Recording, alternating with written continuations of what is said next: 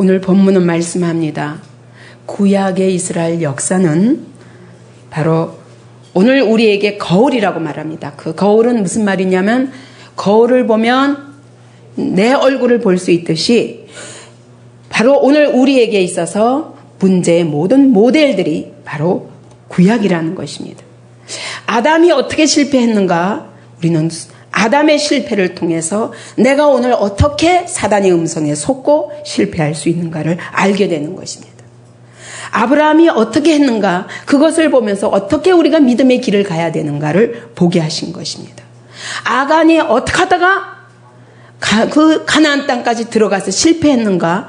우리는 구약의 모델을 통해서 알 수 있는 것입니다. 오늘 본문이 제시하는 것은 출애굽 1세대가 바로의 종에서 종노릇하던 그 애굽 땅에서 건짐을 받았습니다. 하나님이 그들을 건지셔서 어디로 데려가시기 원하시냐면 저 약속의 땅까지 데려가시기 원하십니다. 바로의 종노릇하던 자들을 불러서 새로운 땅을 준비하신 것입니다. 이 땅이 옮겨져야 됩니다. 이 땅이 옮겨지려면 우리에게 이 여행길이 필요합니다. 나그네 길이 필요합니다. 그 기간이 바로 광야 기간입니다. 여기서 훈련되면서 약속의 땅까지 들어가는 것이 우리의 구원 목표입니다. 왜냐하면 그 땅에 하나님이 준비하신 것이 있습니다. 우리에게 안식이 없었는데 애굽에서 이스라엘 백성은 거할 곳이 없었습니다. 왜냐하면 자기 땅이 아니거든요. 그리고 거기서 다스리는 통치자가 누구냐면 바로기 때문에 바로의 학대 밑에서 고통하고 신음할 수밖에 없었습니다. 근데 하나님이 그 땅에서 어디로 옮기기를 원하냐면 가나안 땅을 준비하시고 그 새로운 땅에 젖과 꿀이 흐르는 땅에 이것이 내 땅이다. 여기서 너희가 그리스도의 왕국을 세우라 하고 주시는 겁니다. 그 땅에 가면 이것이 내 땅이 하나님이 주신 땅이기 때문에 거기에 안식이 있습니다. 그리고 그 땅에서 그 땅의 모든 민족들을 정복하면서 하나님이 거기에 특별한 계획을 가지고 하나님의 임재하시는 나라, 하나님이 통치하시는 나라를 세우겠다는 그런 놀라운 계획을 가지고 계십니다. 그런데 출애굽 1세대가 여호수아 갈렙 외에는 하나도 들어가지 못하고 광야에서 다 엎드러져 죽었습니다. 20세 이상의 남자가 60만 3,550명이라고 그러면 남녀 아이들까지 다 합하면 200~300만이나 되거든요. 그런 많은 인원들이 떠나는데 그들은 약속의 땅까지 가지 못하고 중간에서 광야에서 다 엎드려서 죽었다고 그랬습니다. 300만가량이 이렇게 움직이는데 40년 동안에 다 300만 명이 다 죽으려면 제가 계산을 해봤더니 하루에 20세 이상 남자는 하루에 40명씩 죽었더라고요. 40명씩 죽어야 되는 거예요. 그리고 전체 남녀노소 다 합하면은 하루에 200명이 날마다 200명씩 죽는 거예요. 그래서 영어로 보면은 거기서 광야에서 멸망하였다는 말을 어떻게 표현하고 있냐면 사막에 그 시체들이 널렸다는 거예요. 왜냐하면 날마다 이동하잖아요. 이동하는데 오늘 여기서 머무르다가 200명이 다 죽고 시체를 흐트러 놓은 채로 또 지나가고 그 다음 그 자리에서 또 200명씩 죽고 여러분 생각해 보세요. 어마어마한 일입니다. 이것이 과연 오늘 우리에게 어떤 모델을 제시하는가 이것을 우리가 깊이 생각해 보고 오늘 그러면 우리가 신앙생활을 어떻게 해야 되는가 어떻게 해야 하나님이 우리에게 약속하신 그 가나안 땅까지 들어가서 하나님이 우리에게 분명히 주신 이 특권과 안식을 누릴 수 있는가 해답을 얻어야 됩니다. 오늘 이런 말을 하게 된 바울의 배경이 뭐냐면 고린도 교회가 1장에서 보면 그랬거든요. 너희가 어떤 사람들이냐? 너희는 그리스도 안에서 거룩하여진 자들이라. 거룩한 성도라는 것입니다. 그리고 너희는 그리스도의 이름을 부르며 그리스도의 증거가 너희 안에 아주 견고하다고 그랬어요. 그것을 보면 그들의 믿음이 어중떠중이 아니라 심지어 성령을 받아서 성령의 은사까지 받았습니다. 예언도 하고 방언도 하고 그러면서 은사 충만한데 그런데 문제가 있는 거예요. 그리고 뿐만 아니라 너희는 그리스도 안에서 거룩한 교제를 하는 사람이라. 주님이 그들 안에 계셔서 주님과 함께 늘 거룩한 교제를 이루어가는 성도들이라는 겁니다. 그런데 고린도 교회의 모습은 어떻게 나타나냐? 분파와 분쟁으로 다툼이 있고 심지어 교인과 교인 간의 법정 소송으로 인하여 둘이 싸우는데 교회 안에서 하나님의 말씀 앞에서 싸우면 되는데 세상 법정에 나가서 세상 믿지 않는 자들 앞에서 우리의 문제를 해결해 달라는 거예요. 바울이 탄식하는 겁니다. 너희 가운데 이와 같이 지혜로운 자가 없느냐? 하나님이 우리 가운데서 우리를 통치하시는데 어떻게 하나님이 통치하셔서 의와 거룩을 이루어 가시고자 하나님의 교회 안에서 일하시는데 너희가 거룩하지 않은 세상에 나가서 너희의 문제를 그들에게 심판을 받기를 원하느냐? 심지어 이와 같이 거룩하여지고 그리고 성령의 은혜로 말미암아 은사로 말미암아 예언과 방언으로 그것이 문제가 될 만큼 그런데 예배가 무질서한 것입니다. 은사를 받았는데 왜 예배가 무질서하냐는 겁니다. 서로에게 혼돈이 오는 겁니다. 문제가 오는 것입니다. 예배의 질서가 없어진 것입니다. 그뿐만 아니라 이렇게 은혜와 하나님의 은사를 경험한 교회가 심지어 음행까지 있었다는 것입니다. 세상에도 볼 수 없는 그런 더러운 음행이 너희 가운데 있는데 그것이 있는 게 문제가 아니라 바울의 말은 그런 음행하는 자가 교회 안에 있는데 왜 그냥 두느냐 그거예요. 하나님의 교회가 어떻게 주님이 이 가운데서 통치하시며 하나님이 어디로 약속의 땅으로 거룩한 그리스도의 왕국을 세상을 정복해서 그런 그리스도의 왕국을 이룰 그런 놀라운 사명을 받은 하나님의 교회가 이 가운데 더러운 음행이 있는데도 그냥 내버려 두느냐? 그를 내어 쫓으라는 겁니다. 지금 하나님의 교회가 어떤 공동체인데 하나님이 이 가운데 성령으로 인재하사 우리를 어디로 데려가시고자 하시는데 그 주님을 바라보지 못하고 그러면 너희의 은사와 너희가 받은 그 구원과 너희가 받은 그 은혜의 경험들이 다 무슨 소용이 있냐는 것입니다. 구약에서 너희가 이 모델을 보았으면 오늘 우리가 어떻게 되어야 되는가를 알아야 되지 않겠느냐는 것입니다. 이 구약에서 출애굽 1세대는 어떤 사람들이냐? 오늘 본문을 보니까 이들은 바로 애굽에서 건진받은 자들인 것입니다. 다시 말하면 바로의 손에서 하나님이 건져내사 더 이상 바로의 종이 아니라 하나님의 종으로 건져내시기 위해서 다 구름 아래에 있고 그랬습니다. 구름이 무엇입니까? 하나님의 임재를 말합니다. 구름 기둥과 불 기둥으로 이스라엘 백성과 함께 하셨습니다. 구름 아래에 있다는 얘기는 하나님이 친히 너희 가운데 임재하사 너희를 통치하시며 너희를 성령으로 인도하고 계셔서 이제는 애굽에서의 삶이 아니라 세상의 삶이 아니라 이제는 새로운 삶을 시작하셨다. 그런 자들이라는 것입니다. 그 다음에 바다 가운데로 지나며 그랬는데 바다 가운데로 지난 것은 무엇을 말합니까? 홍해를 지나온 것을 말합니다. 우리 힘으로는 도저히 홍해를 가를 수 없었지만 앞에는 홍해요. 뒤에는 애국 군대가 쫓았습니다. 꼼짝없이 죽을 수밖에 없는 이스라엘 백성들을 위하여 하나님이 홍해를 친히 기적으로 가르셨습니다. 그리고 이스라엘 백성이 다 통과한 다음에 그 다음에 애굽 군대가 쫓아올 때는 수장시켜버리고 이스라엘 백성을 애굽 군대로부터 완전히 보호해서 해방시키시고 자유하게 하신 것입니다. 오늘 우리가 어떤 자들입니까? 세상의 종노릇하고 사단의 종노릇하던 데서 하나님이 찾아오셔서 만나주시고 우리를 붙잡으사 통치하시며 인도하셔서 홍해를 가르셨습니다. 이제는 더 이상 바로의 군대가 나를 쫓아올 수 없고 이제는 더 이상 죄와 사단의 종로를 탈 수 없는 새로운 삶이 시작된 자들이라는 것입니다. 우리는 내가 누구인가 바로 알아야 됩니다. 내가 예수를 믿는다는 것이 그것이 무엇을 의미하는가? 교회에 와서 앉아있다 가고 오늘 조금 은혜 받았구나. 은혜를 받아도 항상 내가 받은 은혜에 여기에서 멈추는 사람들이 많습니다. 그렇지 않습니다. 왜냐하면 하나님께서 건지실 때 혼자 건진 것이 아닙니다.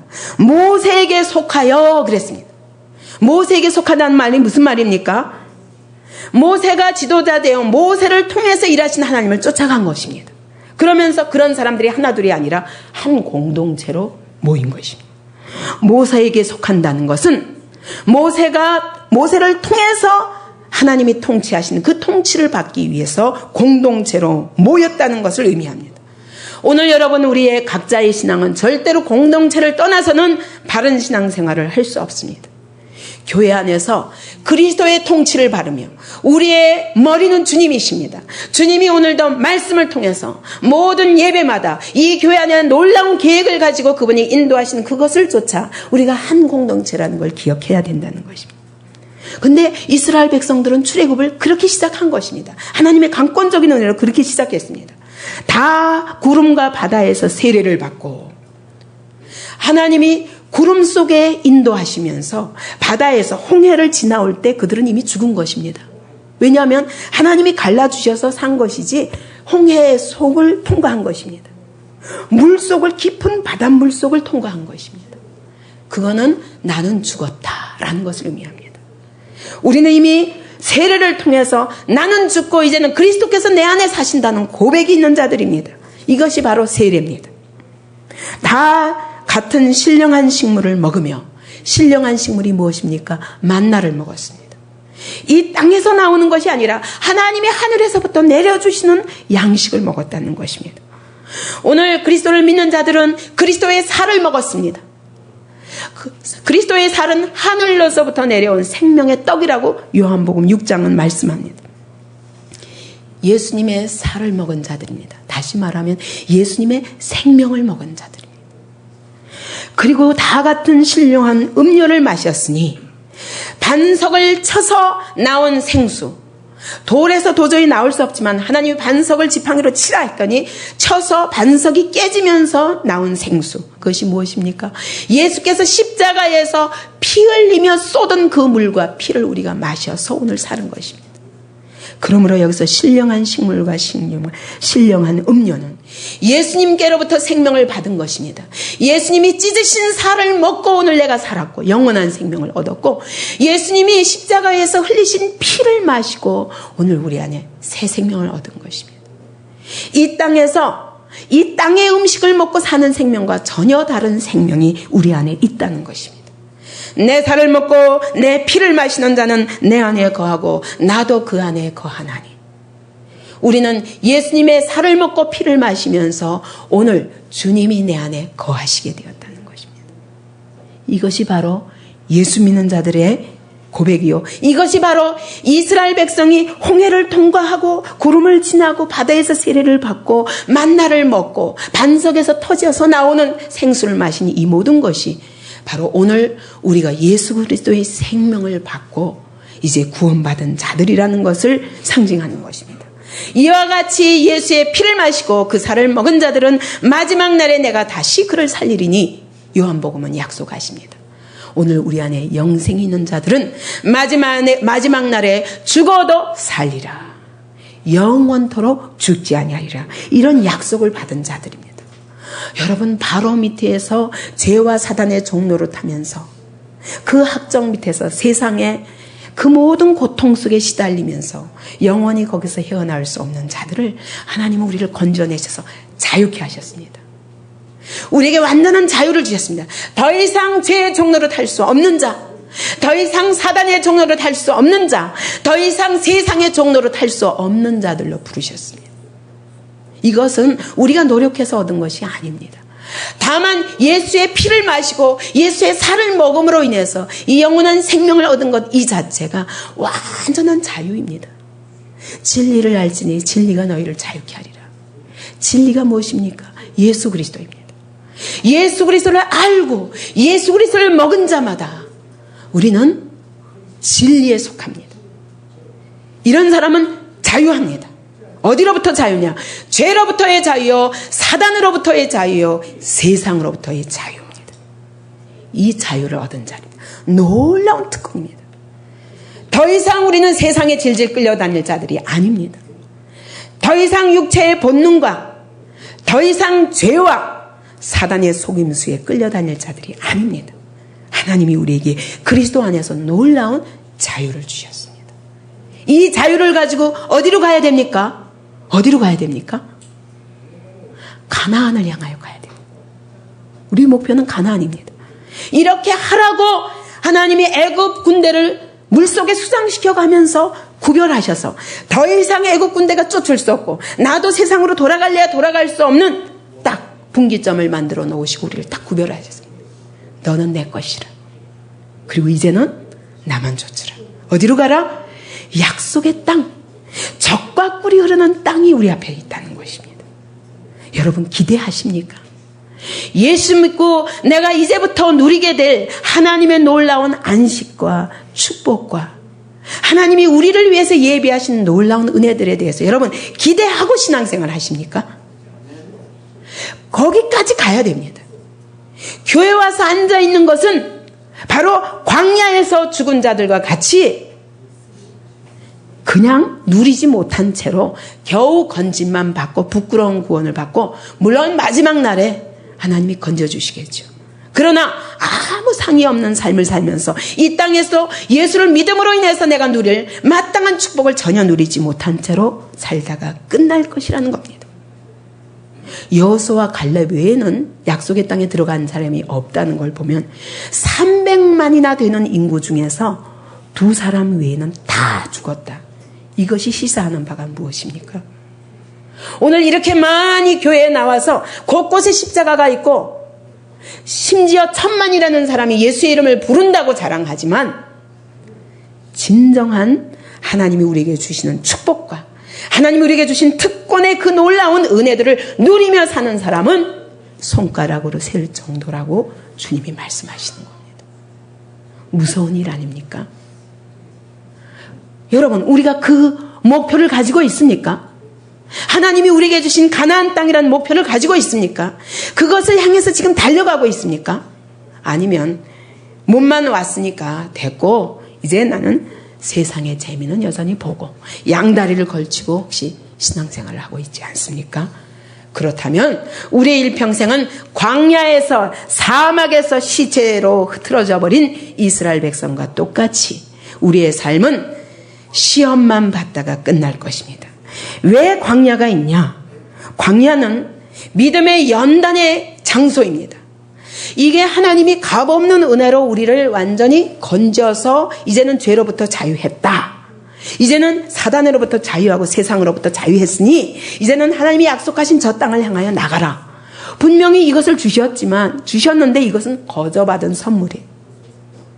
그랬기 때문에 우리를 의롭다 하시고 우리를 구별하사 하나님의 백성으로 붙잡으셨지만 그러나 우리가 자원함으로 하나님을 의지하고 믿고 따라가서 저 가나안까지 들어가는 일은 믿음이 없이는 안 되는 거예요.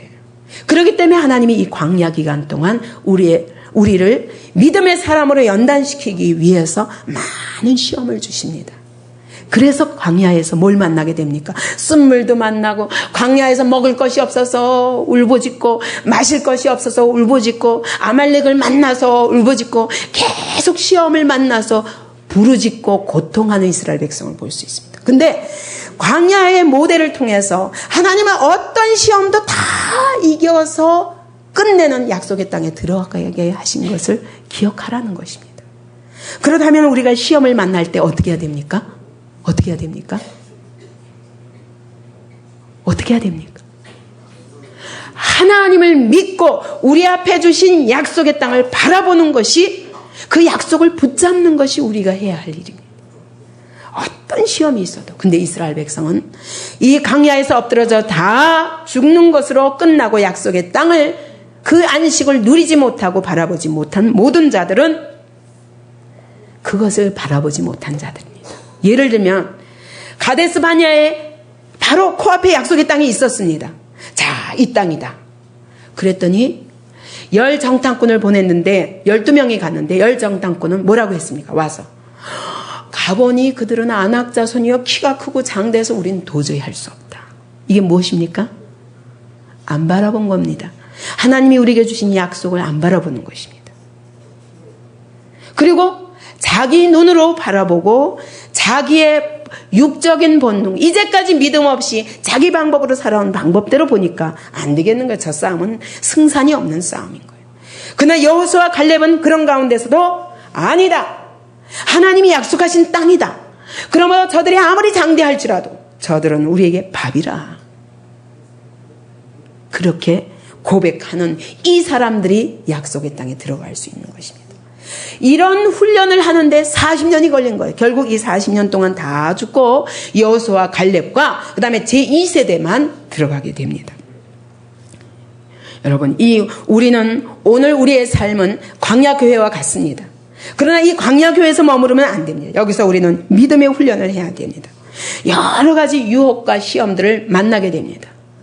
근데 이 동안 우리에게 하나님이 요구하시는 것이 뭐냐면, 하나님의 은혜로 말미암아 내 안에 새 사람이 들어왔습니다. 내 안에 새 생명이 들어왔습니다. 성령께서 내 안에 들어오사 나를 인도하시는 삶이 시작된 것입니다. 근데 이것에 반하는 세력이 우리 안에 있는 거예요. 그게 뭡니까?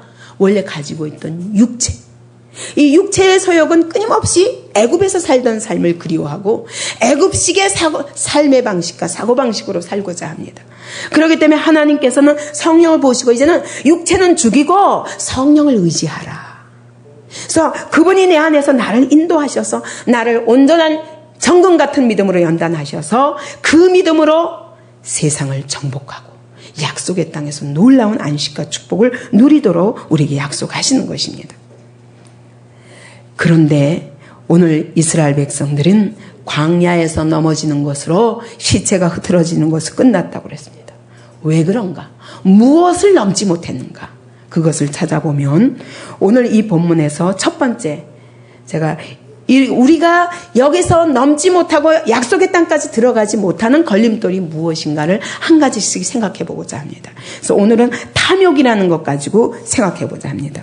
이 탐욕의 문제는 민수기 11장을 배경으로 하고 있습니다. 민수기 11장을 한번 보십시오.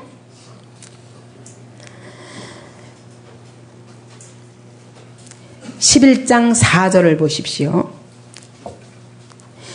이스라엘 중에 섞여 사는 무리가 탐욕을 품으매.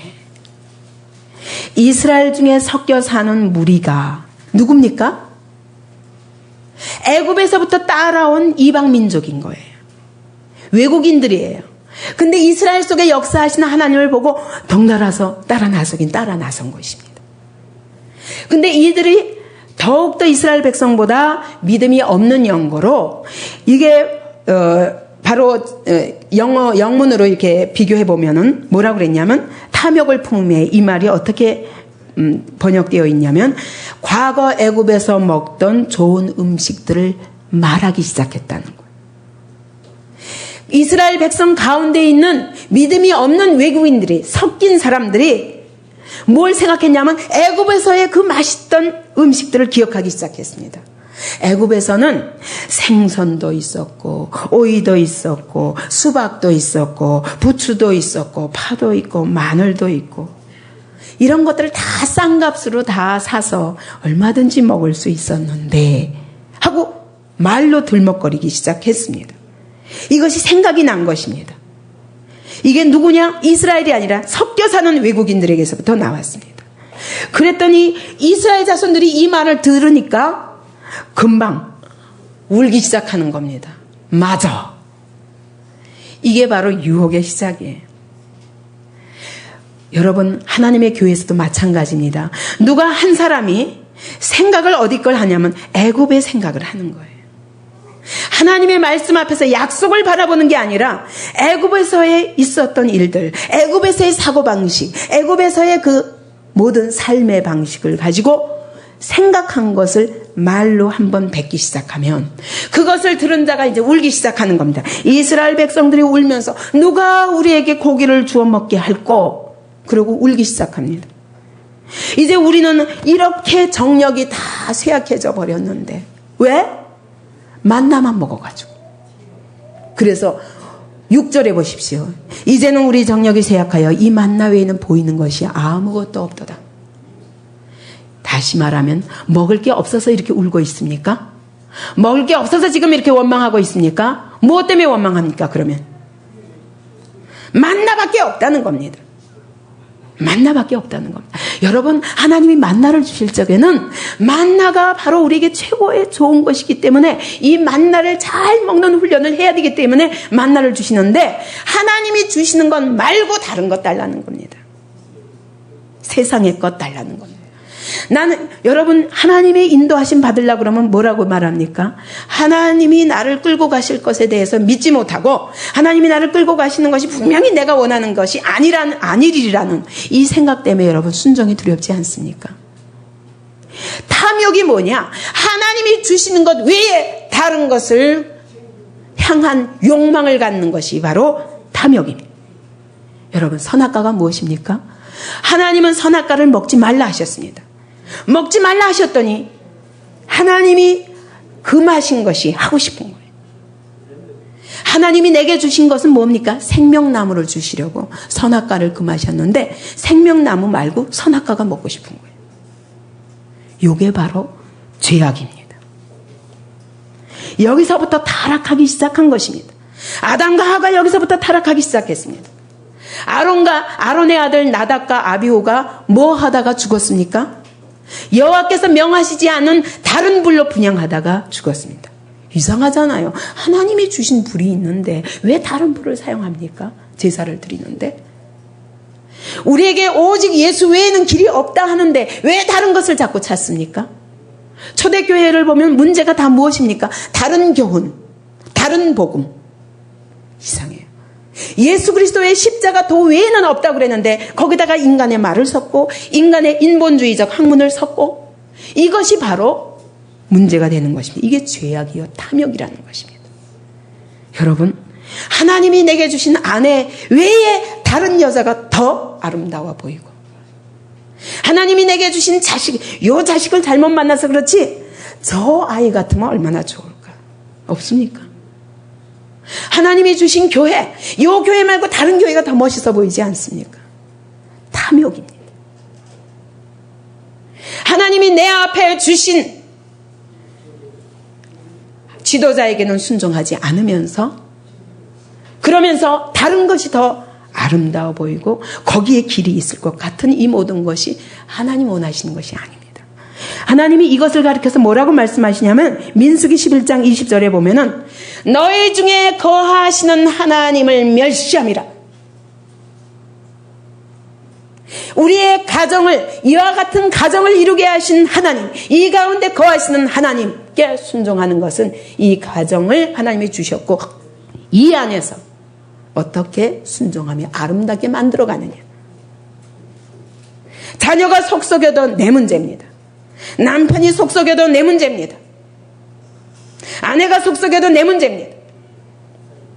하나님의 교회가 온전한 그런 영광스러운 모습으로 가기에 너무너무 부족하면은 내가 이 자리에서 하나님의 교회를 바로 세워야 되는 것이 그것이 순종입니다. 그런데 우리는 다른 것을 꿈꾸기 시작합니다. 이것이 바로 탐욕이라고 말하는 것입니다. 이 속에는 하나님의 방법대로 싫고 내 방법대로, 내 법대로, 내 길대로 하고 싶은 욕망이 있는 것입니다. 이게 바로 죄의 근원입니다. 하나님이 주신 것은 내가 내 육체, 중생하지 못하는 마음에서 나오는 육체의 정욕으로 보면은 합당치 않습니다. 하나님이 주신 것들은 내 육신의 눈으로 안목의 정욕으로 보면은 그것이 즐겁지 않습니다. 하나님이 주신 것들은 내 허영심, 이생의 자랑, 지혜롭게 선악과를 보니까 지혜롭게 할 만큼 그걸 먹으면 지혜로워질 것 같은데 스스로 지혜롭다 하나 우둔하게 돼요. 그건 지혜롭게 하는 것이 아니라 선악과 하나님이 주시지 않은 것을 먹는 것은 우둔하게 되는 길입니다. 오늘 우리 안에 탐욕이 있지 않습니까? 끊임없이 이 직장 말고 이 가정 말고 오늘 이 교회 말고 나에게 주신 이 은사 말고 다른 은사 지금 내게 주신 것에 충성하시기 바랍니다. 오늘 내 가정 속에 하나님이 거하시고 오늘 내 교회 속에 하나님이 거하시고 이 가운데서 일하시는 하나님께 순종하는 것이 이 광야교회에서 우리가 해야 할 일입니다. 예수님도 십자가 지기 싫으셨습니다. 육체로는. 할 수만 있거든 이 잔을 내게서 피하게 하옵소서. 육체이시기 때문에 완전하신 하나님의 아들이라도 그런 고통의 시간이 있었습니다. 이 광야교회 동안 이 사막의 길을 걷는 동안 우리가 해야 할 일은 내 원대로 마옵시고 아버지의 원대로 하옵소서. 이 결론이 나야 됩니다. 이 결론이 나야 약속의 땅에 들어갈 수 있는 것입니다. 이스라엘 자손들이 울기 시작하니까 그 가족이 또 다 같이 울기 시작합니다. 회막문 앞에서 우는 소리를 모세가 들었습니다. 모세가 듣고 모세도 막 속상해 죽겠는 것입니다. 왜냐하면 백성은 울고 있지. 내가 어떻게? 내가 도무지 어디서 내가 이들이 달라고 그러는 고기를 주겠습니까, 하나님? 내가 이 사람들을 잉태했습니까? 내가 책임이 심히 중하여 난 도저히 견딜 수가 없습니다. 차라리 나를 즉시 죽여주십시오. 이 원망이 어디까지 번져갑니까? 지도자 모세에게까지 번져가는 걸 보시죠. 어디서부터 시작돼서? 외국인에서 그가 딴 것도 아니에요. 입술로 몇 마디 불평을 한 거예요. 입으로 예전에는 애굽에서는 뭣도 먹고 요 한마디가 확 번져서 모세에게까지 가는 것입니다. 여러분, 그렇기 때문에 제가 여러분들이 어느 모임에서든지 말 한마디 잘못한 것을 그냥 지나가지 않는 것은 그 독이 어디까지 번졌냐? 보이지 않게 모든 심령들 속에 탐욕과 원망과 불평을 심게 되기 때문입니다. 그렇기 때문에 한 사람의 입에서 나온 것이 그 한 사람으로 그치는 것이 아니라 그 독이 온 공동체에 퍼지기 때문에 공개적으로 그 부분을 지적하지 않으면 안 되는 것입니다. 영적인 것은 무서운 것입니다. 이스라엘 백성이 왜 이렇게 끊임없이 유혹을 당하고 유혹에 넘어지는가? 이런 작은 시험 때마다 주님을 바라보고 주님의 약속을 기억해야 되는데 그 이전에 요만한 말만 던져도 이 안에 있던 내 육정과 내 속에 있는 안목의 정력과 이생의 자랑과 이 애굽에서 살던 방식의 사고방식과 가치관이 우르르 달려 나오는 거예요. 그래가지고 모세까지 하나님 앞에서 완전히 불평하는 자리에 놓이게 되는 거예요. 내가 양과 소를 다 잡아서 먹인들 하나님은 1개월 동안 내가 고기를 먹이리라 그렇게 말씀하시는데 하나님 어디 가서 양과 소를 다 여기 있는 우리가 제사 드리려고 가져온 양과 소를 다 잡은들 1개월 동안 이 백성들이 먹을 수 있습니까? 하나님 바다에 가가지고 바다에 있는 물고기를 다 잡아 모은들 1개월 동안 이들을 먹일 수 있습니까? 그랬더니 하나님 말씀하십니다. 여호와의 손이 짧아졌느냐? 홍해를 가르신 하나님, 쓴물을 단물로 변화시키신 하나님, 하늘에서 만나를 내리신 하나님, 반석을 쳐서 물을 내게 하시는 그 하나님의 손이 짧아졌느냐? 이제까지 경험하고도 또 원망이냐? 이것이 바로 우리가 광야 시절 동안 겪게 되는 가지각색의 유혹들 중에 하나인 것입니다. 여러분, 선줄로 생각하는 자는 넘어질까 조심하라. 분명히 구원받았고 세례받았고 성령받았고 하나님의 기적과 이사를 수없이 많이 경험했지만 또 이 자리에 놓이는 것입니다. 이게 인간의 연약함입니다. 이것이 다 연단되어서 온전하고 견고한 믿음, 어떤 유혹이 들어와도 하나님의 약속만을 붙잡을 수 있는 믿음으로 자라기까지는 결단코 여러분 우리의 삶에 안식이 없고 하나님의 축복이 없습니다. 그러나 하나님은 우리에게 시험당하고 유혹당하는 이렇게 넘어질 수밖에 없는 우리를 그냥 두지 않습니다. 하나님은 우리의 이 시험에 개입하시는 하나님이에요. 그래서 고린도전서 10장 13절 사람이 감당할 시험밖에는 너에게 당한 것이 없나니 오직 하나님은 미쁘사 너희가 감당치 못할 시험당함을 허락지 아니하시고 시험당할 즈음에 또한 피할 길을 내사 너희로 능히 감당하게 하시느니라 말씀하십니다. 하나님이 이 우리의 모든 유혹과 시험에 간섭하신다는 것입니다. 그렇기 때문에 반드시 승리하신다는 거예요. 승리하게 하시는데 하나님의 방법은 어떤 방법이냐? 여기서 크게 두 가지 방법을 얘기하십니다. 감당치 못해서 유혹에 빠져서 넘어지는 채로 하나님이 두지 않으십니다. 그 방법이 뭡니까? 구하는 걸 주시는 거예요. 이제 넘어지려고 그러니까 애따 먹고 정신 차려라. 그랬는데 먹었더니 채 이사이에서 씹히기도 전에 심히 큰 재앙을 내리시는지라. 우리가 하나님 앞에 원망하고 하나님이 주시는 것을 무시하고 멸시하고 다른 것을 구할 때 그것 때문에 넘어지려고 그러면 하나님은 주시긴 주십니다. 시편에 보면은 하나님이 저희가 요구한 것을 주셨을지라도 그 영혼을 파리하게 하셨도다. 주시고 재앙을 함께 주시는 것입니다. 왜? 그거를 얻는 게 중요한 게 아니에요. 어떻게 하면 믿음의 순종을 할 수 있는가 하는 사람으로 바뀌어야 근본적인 해결이 되잖아요. 그죠? 약속의 땅에 들어가야 되니까. 그래서 하나님은 내가 하나님이 주시지 않는 것을 구할 때 그것 때문에 넘어지려고 그러면 주시긴 주시는데 재앙을 함께 주셔서 네가 구하고 있는 것이 얼마나 어리석은 것인가를 알게 하시는 겁니다. 그래서 이걸 먹고 하나님이 와 고기를 주시는구나. 1개월간이나 먹었다고 그랬어요. 배가 터지도록 먹었습니다.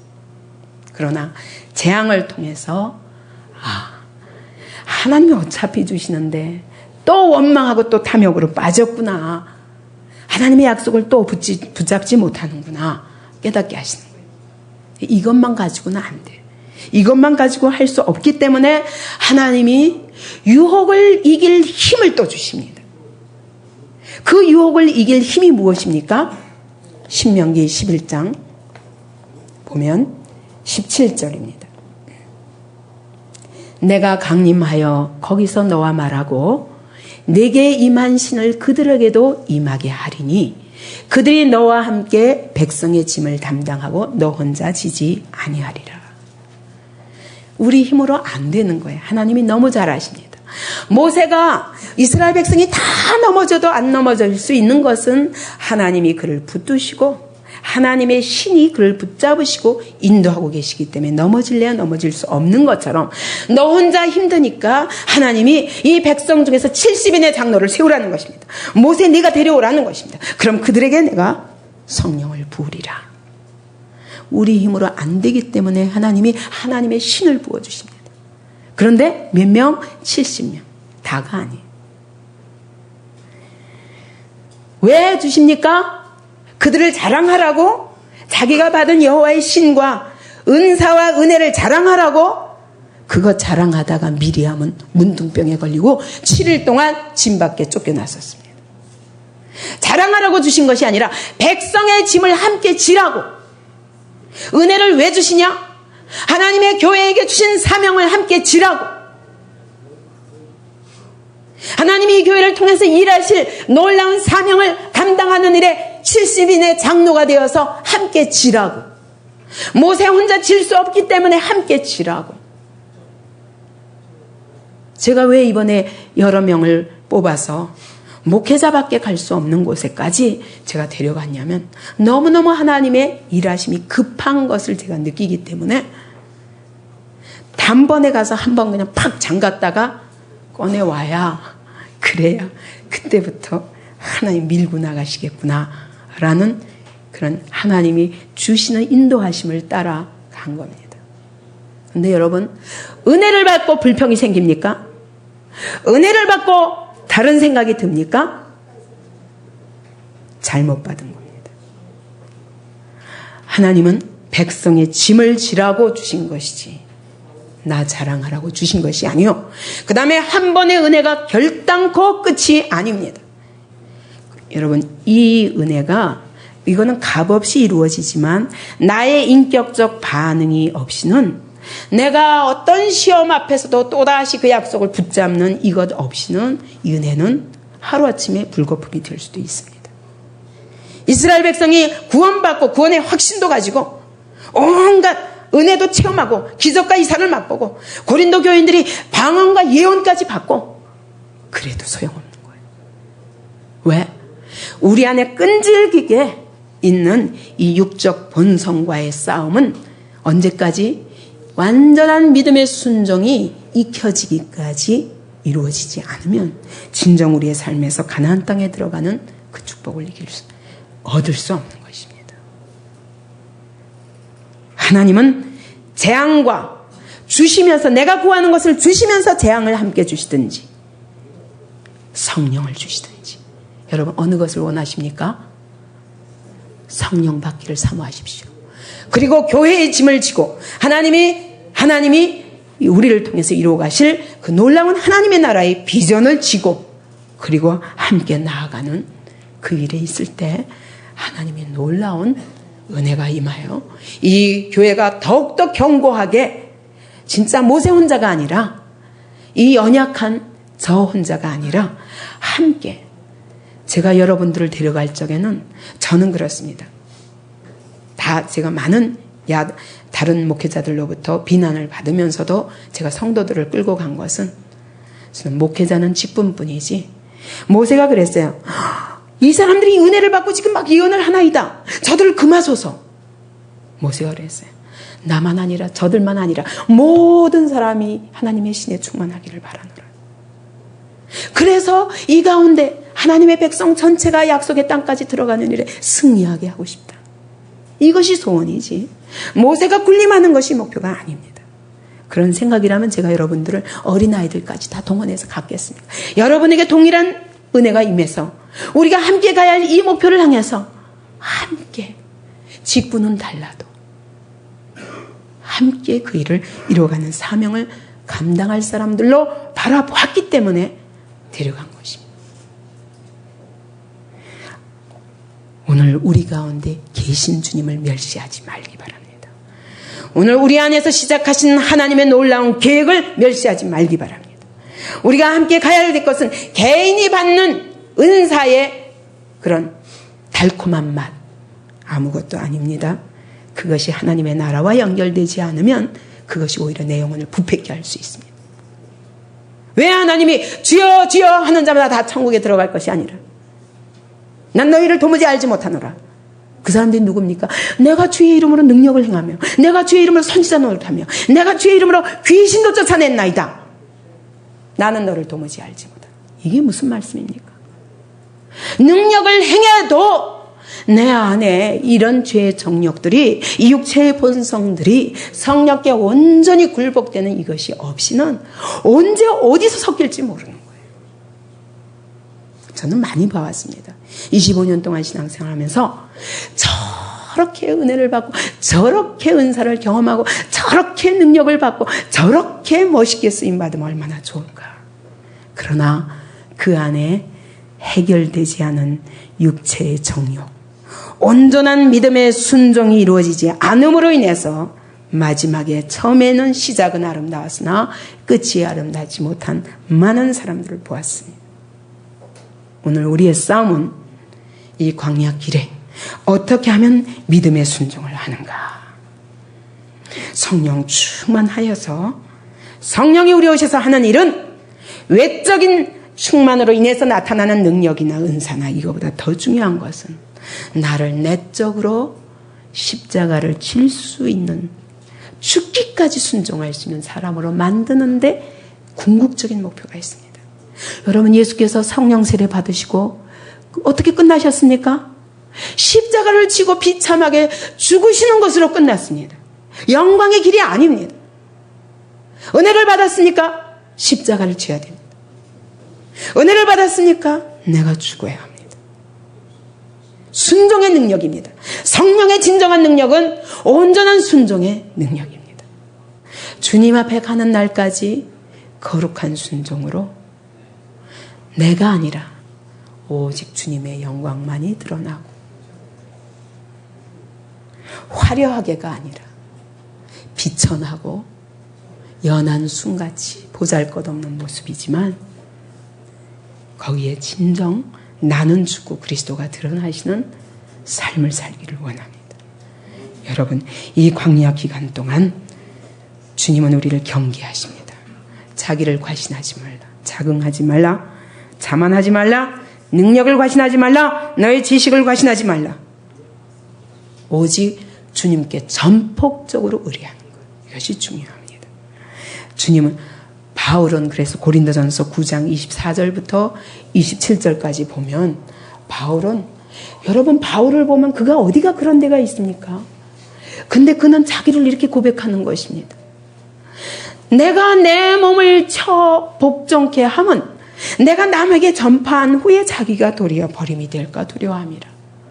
바울 사도와 같이 그렇게 전폭으로 자기를 다 내어드려서 헐벗고 굶주리고 매맞고 옥에 갇히고 침뱉음 당하고 돌로 쳐서 죽은 줄 알고 내다 버릴 수밖에 없는, 감옥에도 수없이 들어가고 매를 맞아서 죽을 뻔하는 것이 5번이나 되고, 그렇게 자기를 쳐서 복종시킨 바울이 뭐라고 말하냐면, 내가 오늘도 내 몸을 쳐서 복종시킨다는 거야. 왜? 내가 이렇게 전파한 후에 내가 버림이 되면 어떨까? 이것이 그의 두려움이라는 것입니다. 겸손해야 됩니다. 우리는 은혜를 암만 받아도 또 넘어지는 자라는 것을 기억하라는 것입니다. 그러므로 그런즉 선줄로 생각하는 자는 넘어질까 조심하라. 탐욕은 우상 숭배니라. 히브리서 4장 1절 2절을 보면, 그러므로 우리는 두려워할지니 그의 안식에 들어갈 약속이 남아있을지라도 너희 중에 혹 미치지 못할 자가 있을까 함이라. 출애굽 1세대가 여호수아 칼렙 외에는 하나도 들어가지 못한 것처럼 그 안식에 들어가지 못할 자가 우리 중에도 있다는 것을 기억하십시오. 왜 못 들어가느냐? 2장에 저희와 같이 우리도 복음 전함을 받은 자이나, 그러나 그 들은 바 말씀이 저희에게 유익되지 못한 것은 듣는 자가 믿음을 화합지 아니함이라. 중요한 것은 믿음입니다.